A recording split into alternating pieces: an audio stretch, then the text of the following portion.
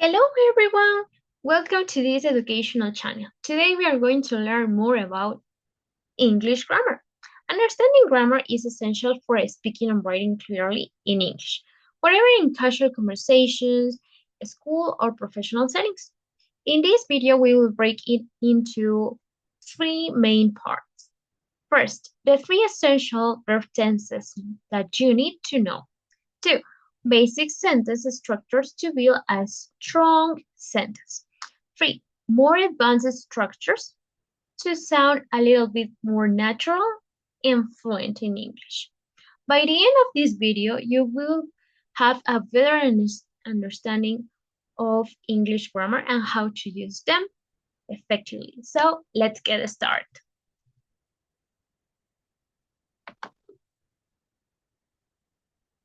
Let's talk about the verb tenses.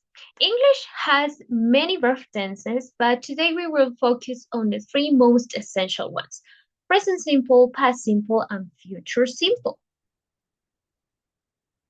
Now, let's go to present simple.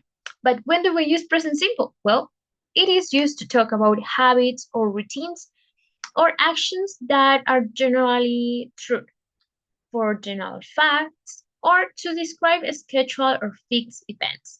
Here we have the structure. We have positive sentences, negative sentences, and questions. For positive sentences, we have to know the subjects, plus we need the verb and complement. For negative, we have to use the auxiliaries. The auxiliaries for present simple are do and does, as you can see in questions, do and does. In the case that we have a negative sentence, we use don't or doesn't. And for questions, you have to put the auxiliary at the beginning of the sentence, then you need the subject, and after that you need the verb. Now, let's talk about past simple. And when do we use past simple? Well, it is used to talk about finished actions in the past, or when you tell a story to describe past events. Here we have the structure. We have present, negative, and questions. The structure for positive sentences, we need the subject plus the verb in past simple plus the complement. For negative, we have to use the auxiliary verb. In this case, the auxiliary verb is did. But when we are talking about negative sentences, we use didn't or did not plus the verb in the base form. For the structure is the same as in present simple. At the beginning goes the auxiliary, after that the subject, then the verb, and finally the complement. Now let's talk about future simple. The future simple is used to talk about future actions or to make promises or predictions. Or why not, in spontaneous decisions. Here we have the structure for positive, negative, and interrogative sentences.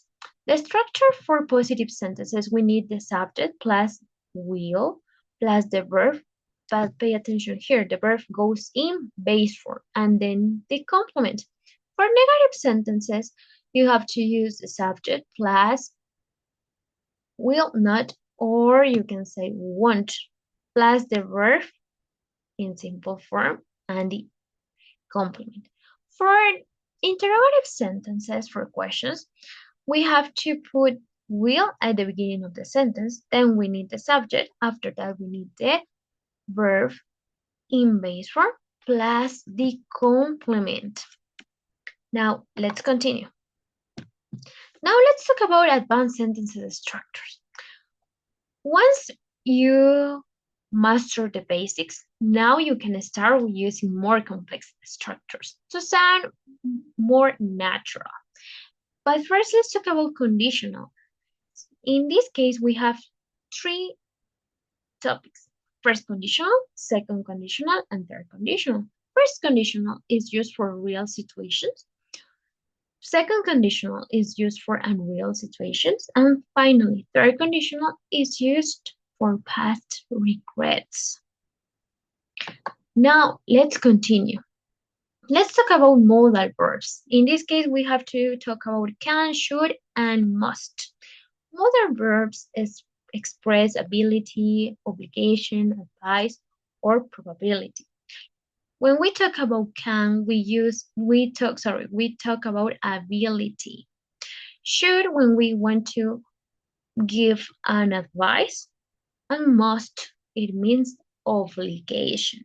You have to do that. It's an obligation. You don't have other options. Thank you. I hope you enjoyed this lesson. And don't forget to like and subscribe for more English lessons. Comment below which grammar topic you want to learn next. Keep practicing, and I will see you in the next video. Bye!